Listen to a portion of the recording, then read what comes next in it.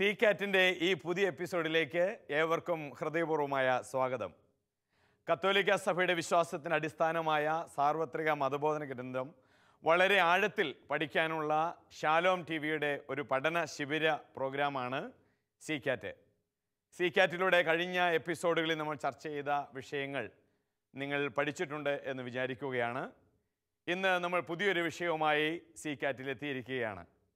C കാറ്റിൽ ഈ വിഷയങ്ങൾ നമ്മളോട് സംസാരിക്കുകയും നമ്മുടെ സംശയങ്ങൾക്ക് പരിഹാരം നിർദ്ദേശിക്കുകയും ചെയ്യുന്നത് ഷാലോം പ്രേക്ഷകർക്ക് ഏറ്റവും സുപരിചിതനായ CBCI ദേവീശാസ്ത്ര കമ്മീഷൻ സെക്രട്ടറിയും തലശ്ശേരി ആൽഫ ഇൻസ്റ്റിറ്റ്യൂട്ട് ഡയറക്ടറും വികാരി ജനറലുമായ മോൺസിഞ്ഞോർ ഡോക്ടർ ജോസഫ് പാംബ്ലാനി അച്ഛനാണ്.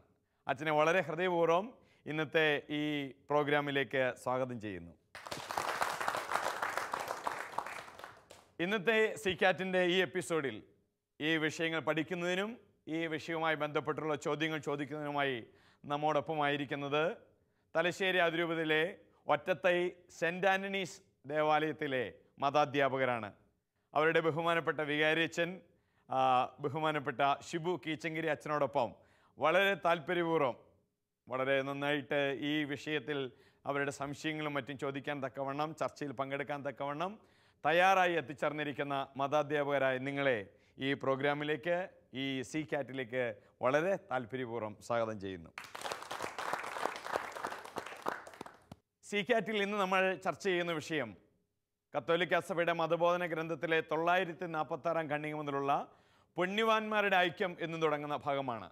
വിശ്വാസ ജീവിതത്തിൽ നമ്മുടെ ഈ ലോക ജീവിതത്തിലും വരാനിരിക്കുന്ന കാലത്തിലും നമ്മുടെ വിശ്വാസ ജീവിതത്തിൽ നമ്മൾ പുലർത്തേണ്ട അടിസ്ഥാനപരമായ ചില സംഗതികൾ ഇന്നത്തെ ക്ലാസ്സിൽ നമ്മൾ ചർച്ച ചെയ്യുന്നതാണ്. ചർച്ചയെ മുന്നോട്ട് നയിക്കാൻ വേണ്ടി വളരെ സ്നേഹപൂർവ്വം പാംബ്ലാനി അച്ഛനെ ക്ഷണിക്കുന്നു.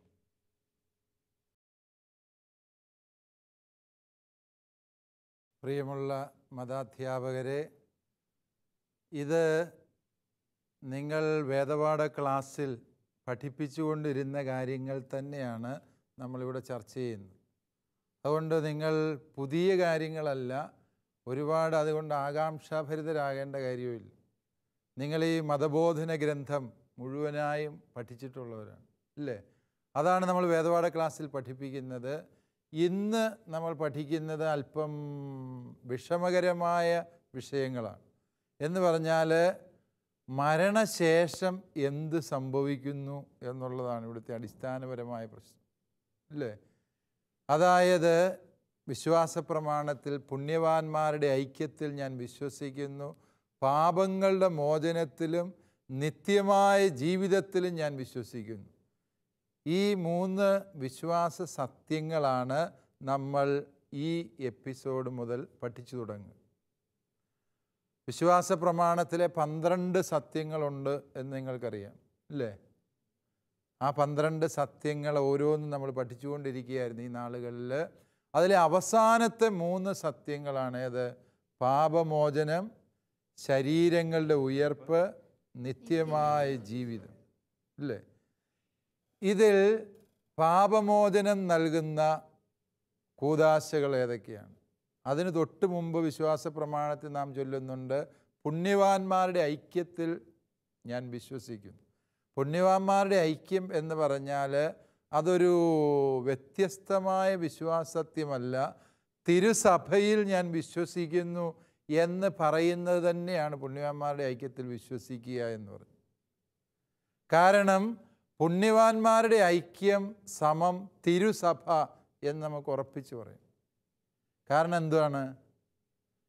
ഈ തിരുസഭ എന്ന് പറയുന്നതിൽ സ്വർഗത്തിലെ വിജയസഭയും ഭൂമിയിലെ സമരസഭയും അതുപോലെ ശുദ്ധീകരണ സ്ഥലത്തിലെ സഹനസഭയുമുണ്ട് അല്ലേ? സ്വർഗത്തിലെ വിജയസഭ, എന്തുകൊണ്ടാണ് അവരെ വിജയസഭ എന്ന് വിളിക്കുക? എന്തുകൊണ്ടായിരിക്കും? അവർ വിജയിച്ച് സ്വർഗത്തിൽ എത്തിച്ചേർന്നു. അവർ വിജയിച്ച് സ്വർഗത്തിൽ എത്തിച്ചേർന്നുകൊണ്ടാണ് എന്നാണ്. സാറിൻ്റെ പേരെന്താണ്? പേര് ബിജു. ബിജു സാറാണ് അവിടുത്തെ ഹെഡ് മാസ്റ്റർ എന്ന് ഞാൻ മനസ്സിലാക്കുന്നു അല്ലേ? അതെ അതെ അതെ, ഓക്കെ. വിജയിച്ച് സ്വർഗത്തിൽ എത്തിച്ചേർന്നു. അങ്ങനെയെങ്കിൽ ഈ സമരസഭ നമ്മളെ വിളിക്കുന്ന എന്താണ്? നമ്മൾ ഈ ഭൂമിയിൽ പൊതുവെ അലമ്പും സമരവും ആയതുകൊണ്ടാണോ? എന്തുകൊണ്ടായിരിക്കും നമ്മളെ സമരസഭ എന്ന് വിളിക്കുക? സാറിൻ്റെ പേരെന്നാ? എൻ്റെ ഒരു ഷിബിൻ. ഷിബിൻ സാറിൻ്റെ അഭിപ്രായം എന്താ? നമ്മളെ ഇങ്ങനെ സമരസഭ എന്ന് വിളിക്കാൻ കാര്യം എന്നായിരിക്കും? നമ്മൾ സ്വർഗം എന്നൊരു ലക്ഷ്യം വെച്ച് ഇവിടെ സമരം ചെയ്തുകൊണ്ടിരിക്കുക, അവിടെ എത്തിച്ചെല്ലാൻ വേണ്ടി. ആർക്കെതിരെയായി സമരം? അത് സമരം എന്ന് പറഞ്ഞാൽ ഈ ലോകത്തിലുള്ള ശക്തികൾക്കെതിരെ, എന്ന് വെച്ചാൽ പാപം. യെസ്, ഷിബിൻ സാറ് പറഞ്ഞത് ശരിയാണ്. പാപം, അതായത് തിന്മയുടെ ശക്തിയായ സാത്താനെതിരെ സമരം ചെയ്യുന്നവരാണ് നമ്മൾ, അല്ലേ? അല്ലാതെ അമ്മായിമ്മയോട് സമരം ചെയ്യുന്ന മരുമക്കൾ, അതുകൊണ്ടല്ല സമരസഭ എന്ന് പറയുന്നത്. അല്ലെങ്കിൽ പള്ളിക്കൂടത്തിൽ സമരം ചെയ്യുന്ന പിള്ളേരുള്ളത് കൊണ്ടല്ല സമരസഭ.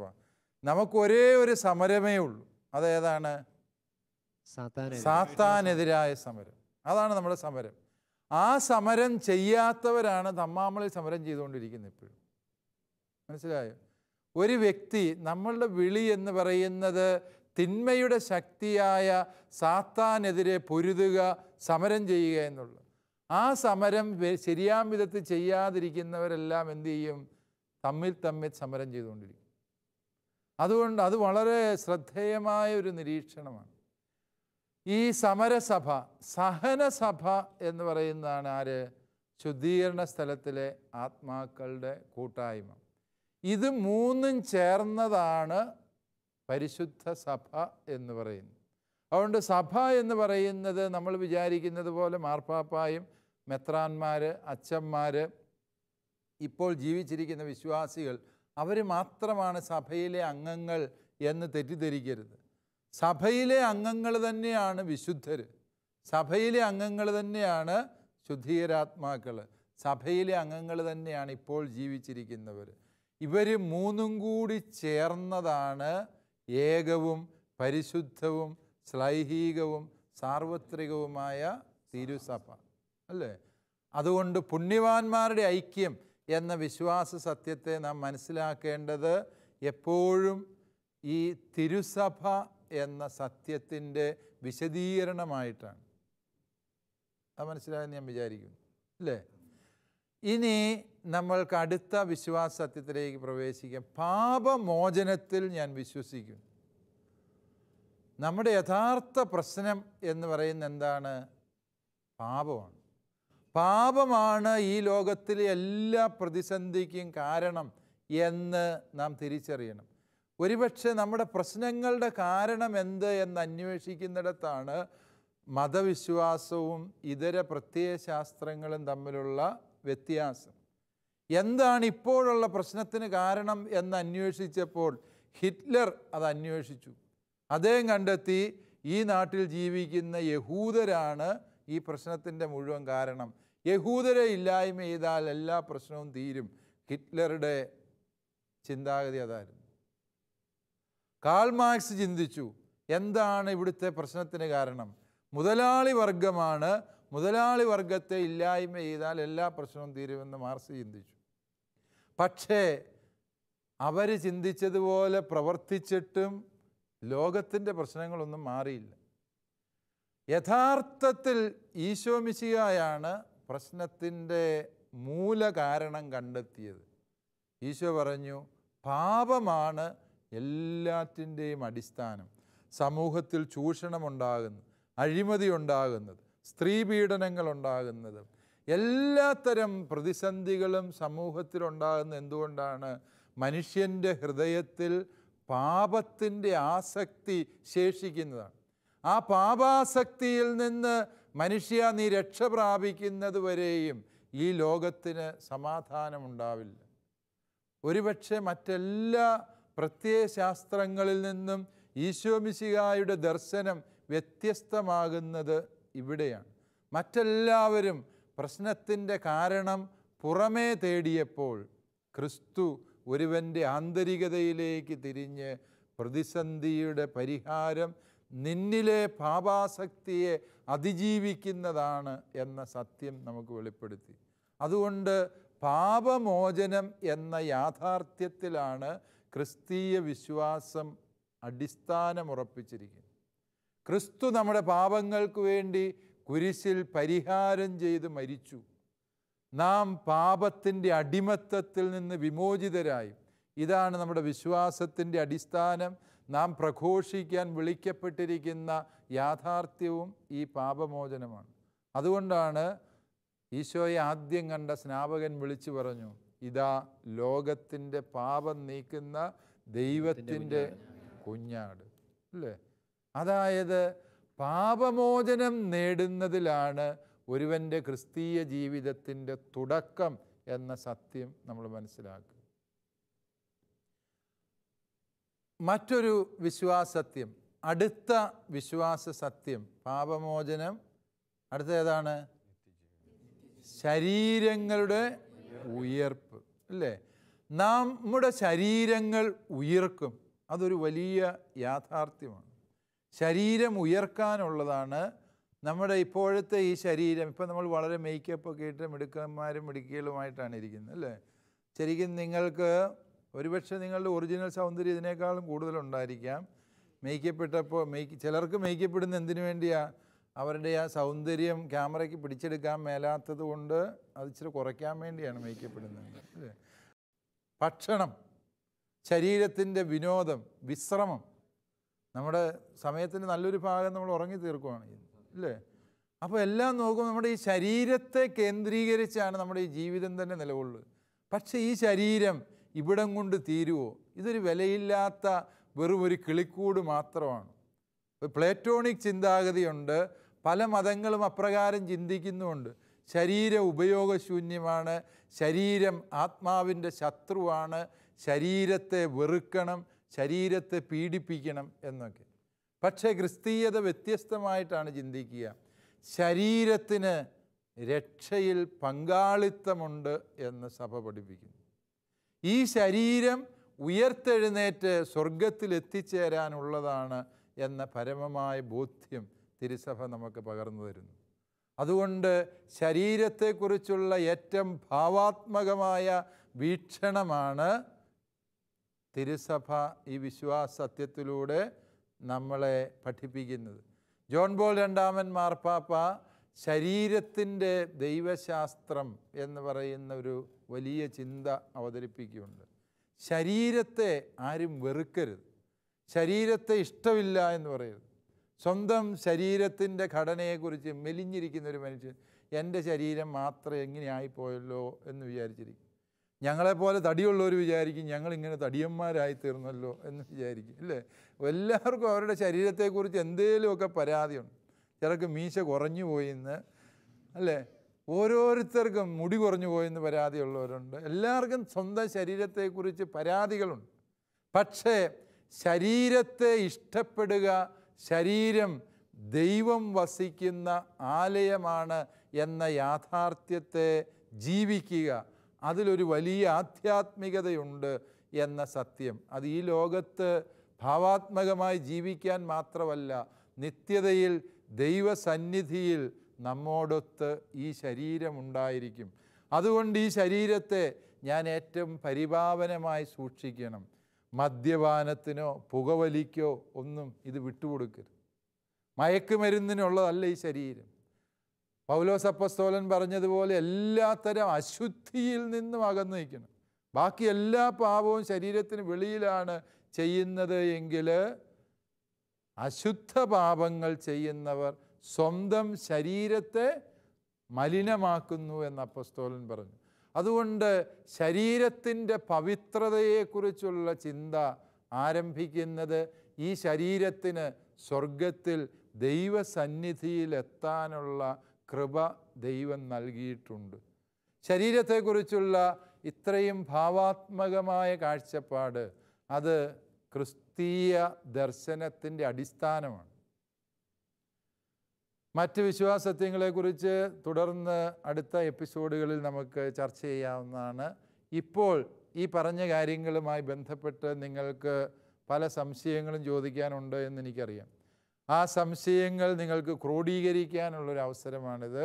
അത് ക്രോഡീകരിച്ച് കഴിയുമ്പോൾ നിങ്ങൾക്ക് സംശയങ്ങൾ ഓരോരുത്തർക്കായിട്ട് ചോദിക്കാം.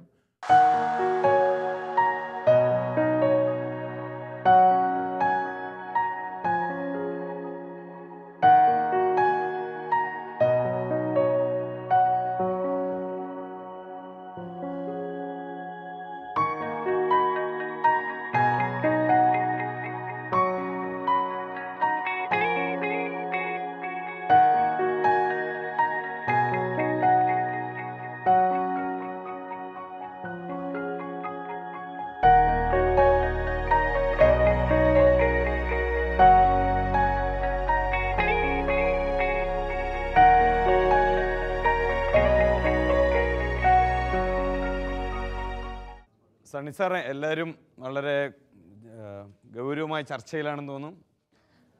ക്ലാസ് എങ്ങനെയുണ്ടായിരുന്നു? നല്ല ക്ലാസ് ആയിരുന്നു. നിങ്ങളുടെ മനസ്സിലുണ്ടായ സംശയങ്ങളൊക്കെ എഴുതി തയ്യാറായിട്ടുണ്ടെന്ന് ഞാൻ വിചാരിക്കുകയാണ്. ഇന്നത്തെ നമ്മുടെ ഈ ചർച്ചാ വിഷയം വളരെ ഗൗരവമുള്ള ഒന്നാണ്. ഇത് നമ്മുടെ വിശ്വാസ ജീവിതത്തിൽ അച്ഛൻ പ്രാരംഭത്തിൽ പറഞ്ഞിരുന്നു. ഇത്ര നാൾ നമ്മൾ ചർച്ച ചെയ്തുകൊണ്ടിരും ജീവിച്ചിരിക്കുന്നവരെ പറ്റിയൊക്കെയുള്ള കാര്യങ്ങളൊക്കെയാണ്. ഇന്ന് മരിച്ചാൽ എന്താണ്, മരിച്ചു കഴിഞ്ഞാൽ എന്താണ് തുടങ്ങിയ കാര്യങ്ങളെക്കുറിച്ചാണ്. ലോകമെമ്പാടുമുള്ള എല്ലാ ശാലോം പ്രേക്ഷകരുടെ മനസ്സിലും വിശ്വാസ ജീവിതത്തിൽ ഉണ്ടാകാൻ സാധ്യതയുള്ള ചില സംശയങ്ങൾ അവർക്ക് വേണ്ടി കൂടി നമ്മൾ ചോദിക്കുകയാണ്, അല്ലേ? ആരാണ് ആദ്യത്തെ സംശയങ്ങളുമായി ഇന്ന് ആദ്യമായി എത്തുന്നത്? സൺഡേ സ്കൂളിലെ ഹെഡ് മാസ്റ്റർ തന്നെയാണ് ബിജു സാറ്. ബിജു സാർ ചോദിക്കും. അച്ഛാ, സഭ നിരന്തരം നമ്മളെ പഠിപ്പിക്കുന്നുണ്ട്, നമ്മൾ വായിക്കുന്നുണ്ട്, പ്രാർത്ഥിക്കുന്നുണ്ട്. ഈ പുണ്യാന്മാരുടെ ഐക്യം എന്ന് പറഞ്ഞുകൊണ്ട് കുറച്ചും കൂടി ഒന്ന് അച്ഛാ ഒന്ന് വ്യക്തമാക്കാമോ? ഈ പുണ്യാന്മാരുടെ ഐക്യം എന്നതുകൊണ്ട് എന്താണ് ഉദ്ദേശിക്കുന്നതെന്ന്? യെസ്, നമ്മുടെ വിശ്വാസ പ്രമാണത്തിൽ നാം ക്ലാസ്സിൽ ആരംഭത്തിൽ സൂചിപ്പിച്ചതുപോലെ അതൊരു വിശ്വാസ സത്യം തന്നെയാണ്. പുണ്യവാന്മാരുടെ ഐക്യത്തിൽ ഞാൻ വിശ്വസിക്കുന്നു എന്ന് പറയുമ്പോൾ നമ്മൾ പെട്ടെന്ന് വിചാരിക്കും സ്വർഗത്തിലെ പുണ്യാളന്മാരെല്ലാം കൂട്ടായ്മയിലാണ്, അവിടെ വലിയ അലമ്പൊന്നും ഇല്ല എന്നുള്ള ഒരു അർത്ഥമാണ്. അല്ല, പുണ്യവാന്മാരുടെ ഐക്യം എന്നതിലൂടെ ഞാൻ നേരത്തെ സൂചിപ്പിച്ചതുപോലെ തിരുസഭയെയാണ് അവിടെ അർത്ഥമാക്കുന്നത്. മറ്റൊരു ഭാഷയിൽ പറഞ്ഞാൽ സഭ എന്നത് ഈ ഭൂമിയിൽ മാത്രം ഒതുങ്ങി നിൽക്കുന്നതല്ല. ഈ സഭാ ജീവിതം എന്ന് പറയുന്നത് ഈ ലോക ജീവിതം മാത്രമല്ല, ഈ മരണത്തിനപ്പുറത്തുള്ള നീതിമാന്മാരുടെ ജീവിതവും സഭാ ജീവിതത്തിൻ്റെ ഭാഗമാണ് എന്നുള്ള സത്യം. മറ്റൊരു ഭാഷയിൽ പറഞ്ഞാൽ തിരുസഭ അതേക്കുറിച്ച് പഠിപ്പിക്കുന്നത് പുണ്യവാന്മാരുടെ ഐക്യം എന്ന് പറഞ്ഞാൽ സ്വർഗീയ ജീവിതം ഈ ഭൂമിയിൽ തന്നെ നമ്മൾ ജീവിച്ചു തുടങ്ങും. ഇപ്പോൾ ഉദാഹരണം പറഞ്ഞാൽ പരിശുദ്ധ കുർബാനയിൽ പങ്കുചേരുമ്പോൾ സ്വർഗീയ അനുഭവം ഈ ഭൂമിയിൽ നമ്മൾ ജീവിച്ചു തുടങ്ങുകയാണ്. അത് വിശുദ്ധ കുർബാന അർപ്പിക്കുന്ന അൾത്താരയ്ക്ക് ചുറ്റും നമ്മൾ വിശ്വസിക്കുന്നു സ്വർഗത്തിലെ കോടാനുകോടി മാലാഖമാർ, സർവ്വവിശുദ്ധർ, പരിശുദ്ധ അമ്മയടക്കം ആരാധനയിൽ മുഴുകി അൾത്താരയ്ക്ക് ചുറ്റും ആയിരിക്കുന്നു. നമ്മുടെ പള്ളിയിൽ തന്നെ പള്ളിയുടെ നടുവിലൂടെ ഒരു വഴിയിട്ടിട്ടുണ്ട്, അല്ലേ? ഒരു വശത്ത് പുരുഷന്മാർ, ഒരു വശത്ത് സ്ത്രീകളായിരിക്കും, അല്ലെങ്കിൽ സ്ത്രീകളും പുരുഷന്മാരും ഇടകലർന്ന് നിൽക്കുന്ന പള്ളിയായിരിക്കാം. പക്ഷേ നടുവിൽ എപ്പോഴും ഒരു വഴിയിട്ടേക്കും. അതെന്തിനാണെന്ന് ചോദിച്ചാൽ എന്തിനാ അത്? നിങ്ങൾ വിചാരിക്കാതെ ചേട്ടന്മാർ ചേട്ടത്തിമാരെ തോണ്ടാതിരിക്കാൻ വേണ്ടി ഇട്ടേക്കുന്നതാണ്. അല്ലല്ല, അത് അവിടെ തിരക്കുണ്ടെങ്കിലും അവിടെ കയറി നിൽക്കരുതെന്നാണ്. കാരണം എന്താണ്? അത് രക്തസാക്ഷികൾ വന്ന് നിൽക്കുന്ന സ്ഥലമാണ്. അതുകൊണ്ടാണ് പള്ളിയുടെ നടുക്ക് ചുവന്ന നിറത്തിലിരിക്കും. കൃത്യമായി ഡിസൈൻ ചെയ്ത പള്ളിയാണെങ്കിൽ പണ്ടൊക്കെ അത് റെഡ് ഓക്സൈഡ് ഇട്ട് ചുമപ്പിക്കുമായിരുന്നു. ഇപ്പോൾ കാർപ്പറ്റ് ഇടുമ്പോൾ പള്ളിയുടെ നടുവിൽ ചുമന്ന കാർപ്പറ്റ് ഇടും. കാരണം എന്താണ്? അത് രക്തസാക്ഷികൾ നിൽക്കുന്ന സ്ഥലമാണ്. അൾത്താരയുടെ ഇരുവശങ്ങളിലും ആളുകൾ കയറി നിൽക്കുകയില്ല. കാരണം എന്തുകൊണ്ടാണ്? അവിടെ വിശുദ്ധർ, സ്വർഗവാസികൾ നിൽക്കുന്നു. അതുകൊണ്ടൊക്കെയാണ് പള്ളി ഡിസൈൻ ചെയ്തിരിക്കുന്നത് തന്നെ. ഇതൊരു കൂട്ടായ്മയുടെ ശുശ്രൂഷ ഈ പള്ളി നടക്കുക. ഇവിടെ ഇരിക്കുന്ന ഇടവക്കാരായ കുറച്ച് പേര് മാത്രം പങ്കെടുക്കുന്ന ഒരു ശുശ്രൂഷയല്ല. അതുകൊണ്ട് പുണ്യവാന്മാരുടെ ഐക്യം എന്ന് പറഞ്ഞാൽ മരിച്ചു കഴിഞ്ഞുള്ളൊരു അനുഭവം അല്ല നമ്മൾ മനസ്സിലാക്കുക. നമ്മൾ ഈ സഭാ ജീവിതത്തിൽ തന്നെ പുണ്യവാന്മാരുടെ ഐക്യം ഒരു വിശുദ്ധ കുർബാനയിൽ പങ്കുചേരുമ്പോൾ തന്നെ നാം അനുഭവിക്കുന്നു എന്ന സത്യം ഒന്നാമതായി മനസ്സിലാക്കുക. രണ്ടാമതായിട്ട് പുണ്യവാന്മാരുടെ ഐക്യം എന്ന് പറയുമ്പോൾ നാം തിരിച്ചറിയുക, ഈ കൂട്ടായ്മയിൽ നാം ആയിരിക്കുമ്പോൾ സ്വർഗത്തിലെ വിജയസഭയിലെ ആളുകൾക്ക് ഈ ഭൂമിയിൽ ആയിരിക്കുന്ന നമ്മെ സഹായിക്കാൻ കഴിയും. നമ്മൾ വിശുദ്ധരോട് പ്രാർത്ഥിക്കുന്നുണ്ട്, പരിശുദ്ധ അമ്മേ, ദൈവമാതാവേ, ഞങ്ങളെ കാത്തുകൊള്ളണേ, ഞങ്ങൾക്ക് വേണ്ടി മാധ്യസ്ഥം വഹിക്കണമേ എന്ന് പറയുന്നു, അല്ലേ? എന്തുകൊണ്ടാണ് ആ പ്രാർത്ഥന സാധ്യമാകുന്നത് എന്ന് ചോദിച്ചാൽ നമ്മളും അവരും തമ്മിൽ നേരിട്ട് ബന്ധമുണ്ട്. കാരണം നമ്മൾ ഒരു കുടുംബത്തിലെ അംഗങ്ങളാണ്. അതുപോലെ തന്നെ ഇവിടെ ആയിരിക്കുന്ന നമുക്ക് ശുദ്ധീകരണ സ്ഥലത്തിലെ ആത്മാക്കൾക്ക് വേണ്ടി പ്രാർത്ഥിക്കാം. കാരണം എന്താ? നമ്മളെല്ലാം ഒരേ പിതാവിൻ്റെ മക്കളും ഒരു കുടുംബത്തിലെ അംഗങ്ങളുമാണ്. അതുകൊണ്ട് ഈ പുണ്യവാന്മാരുടെ ഐക്യം എന്ന് പറയുന്നത് നമ്മുടെ സഭയുടെ വലിയ കൂട്ടായ്മയെ സൂചിപ്പിക്കുന്നു ഒരർത്ഥത്തിൽ. മറ്റൊരർത്ഥത്തിൽ പരസ്പര സഹായം, മരണശേഷവും തുടരുന്ന സഹായത്തെ അതിലൂടെ അർത്ഥമാക്കുന്നു എന്നുകൂടി നാം മനസ്സിലാക്കുക. അതുപോലെ തന്നെ ഒരേ വിശ്വാസമാണ് വിശുദ്ധർക്കും ശുദ്ധീകരാത്മാക്കൾക്കും നമുക്കും ഉള്ളത്. ഒരേ ദൈവം തന്നെയാണ് നമ്മുടെ കൂട്ടായ്മയുടെ ദൈവമെന്ന് പറയുന്നത്. നാം നടത്തുന്നത് ഒരേ ആരാധനയാണ്. സ്വർഗത്തിലെ വിശുദ്ധർ നടത്തുന്ന അതേ സ്വർഗത്തിലെ വിശുദ്ധർ നടത്തുന്ന അതേ ആരാധനയാണ് ഭൂമിയിൽ നമ്മൾ നടത്തുന്നത്, അല്ലേ? ആ അർത്ഥത്തിൽ ചിന്തിക്കുമ്പോൾ നമ്മുടെ വലിയ കൂട്ടായ്മയെ സൂചിപ്പിക്കുന്ന ഒരു വിശ്വാസ സത്യമാണ് പുണ്യവാന്മാരുടെ ഐക്യം. താങ്ക് യു അച്ഛാ. ഇനി ആരാണ് ചോദിക്കുന്നത്? ഒറ്റത്തൈ സെൻറ്റ് ആൻ്റണി സൺഡേ സ്കൂളിലെ നമ്മുടെ അവിടുത്തെ ദേവാലയത്തിലെ യുവജന പ്രതിനിധിയാണ് സോന ചോദിക്കുന്നു. അച്ഛൻ ക്ലാസ് എടുത്തുകൊണ്ടിരുന്നപ്പോൾ പാപമോചനത്തെക്കുറിച്ച് പറഞ്ഞല്ലോ. അന്നേരം എനിക്കൊരു സംശയം ഉണ്ടായി. അതായത് അനുരഞ്ജന കൂദാശകളിലൂടെയും മറ്റു കൂദാശകളിലൂടെയും എല്ലാം നമുക്ക് പാപമോചനം ലഭിക്കുന്നുണ്ടല്ലോ. ഇത് പൂർണ്ണമായ ഒരു പാപമോചനമാണോ, അതോ മരണത്തിന് ശേഷം നമുക്ക് വീണ്ടും തിന്മയുടെ വിധി ലഭിക്കുമോ? അനുരഞ്ജന കൂദാശ എന്ന് പറയുമ്പോൾ കുമ്പസാരത്തിലൂടെ കിട്ടുന്ന പാപമോചനം പൂർണ്ണമാണോ, ഇനിയും അതിൻ്റെ പേരിൽ അടി കിട്ടുമോ? ഇതാണ് സോനയുടെ സംശയം, അല്ലേ? യെസ്, അത് ഗൗരവമുള്ളൊരു സംശയം തന്നെയാണ്. ഇതേക്കുറിച്ച് പറയുമ്പോൾ നമുക്കറിയാം, പാപമോചനം, കുമ്പസാരം എന്ന കൂദാശ പൂർണ്ണമാകുന്ന എപ്പോഴാണ്? പൂർണ്ണമായ അനുതാപത്തോടെ ആ പാപം ഞാൻ ഏറ്റു പറയുമ്പോഴാണ്. എന്താണ് അനുതാപം എന്ന് ചോദിക്കുമ്പോൾ വീണ്ടും വിഷയമാണ്. അനുതാപം എന്ന് പറഞ്ഞാൽ അയ്യോ അങ്ങനെ സംഭവിച്ചല്ലോ എന്നോർത്തുള്ളൊരു കരച്ചിലല്ല അനുതാപം.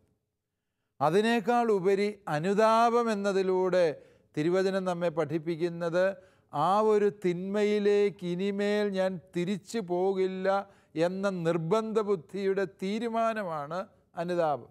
ധൂർത്തപുത്രൻ അനുതപിച്ചു എന്ന് പറയുമ്പോൾ എന്താണ്?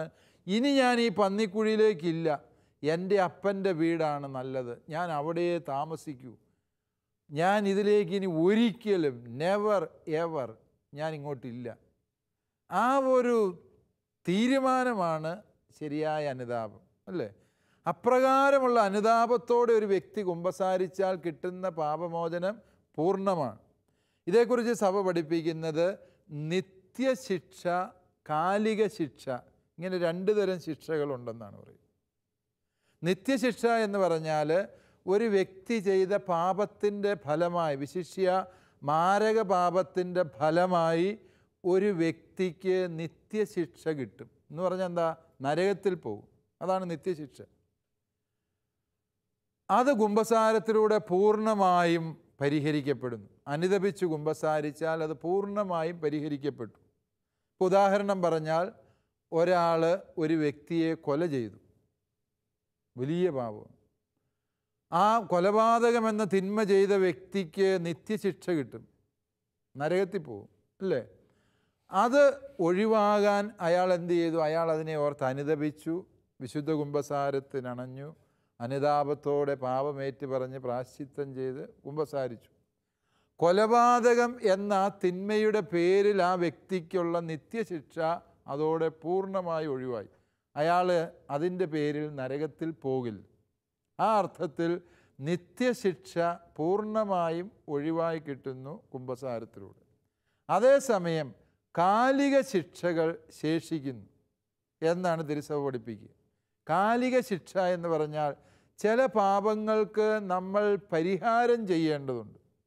ഇപ്പോൾ ഉദാഹരണമായിട്ട് നേരത്തെ പറഞ്ഞ ഉദാഹരണം തന്നെ, ഞാനൊരു കൊലപാതകം നടത്തി, ഞാൻ കുമ്പസാരിച്ചു, അതുകൊണ്ട് പോലീസുകാർ പിടിച്ച് ചോദിച്ചാൽ കൊല നടത്തിയോടാ? ഇല്ല എന്നെനിക്ക് പറയാൻ പറ്റിയല്ല. കാരണം എന്താണ്?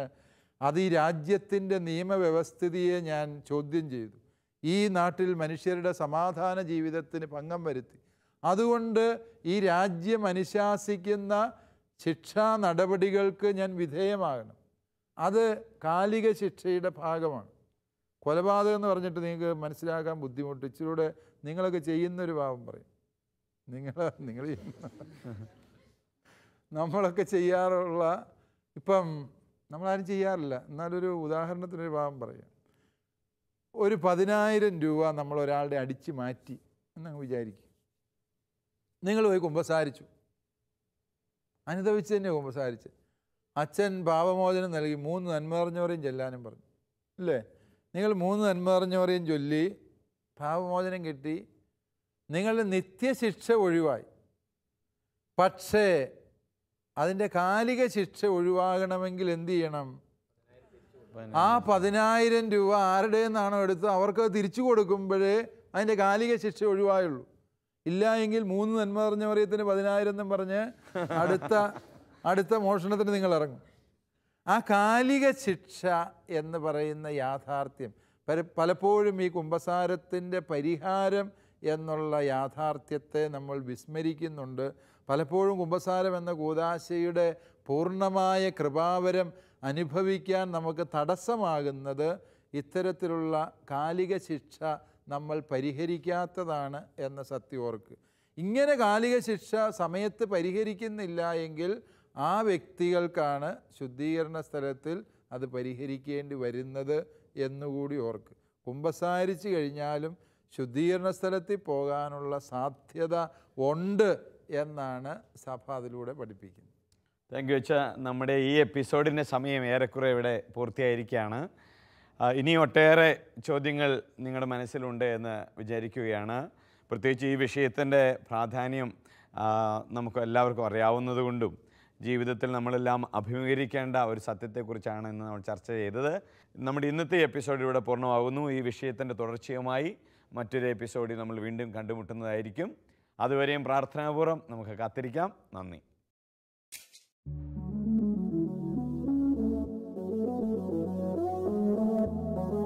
CCAT പ്രോഗ്രാമിന്റെ മുൻ എപ്പിസോഡുകൾ കാണുവാൻ ലോഗോൺ ചെയ്യൂ www.shalomtv.tv/ccat.